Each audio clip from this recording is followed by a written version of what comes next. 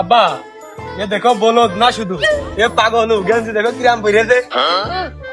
আব্বা লেখা তো সামনেই দিয়েছি। এ তাহলে আসল লেখা যা পিছনে আর হয় না। তাহলেই তো গেঞ্জি লাগে দোষ, লেখা তো সামনে থাকবে, ওরা দুই পাশেই লিখেছে, আমি দুই পাশেই দিয়েছি। দোষ আমার, টাকা দিয়ে আমি এই বলদ গেরে গেঞ্জি কিনে দেবো কে?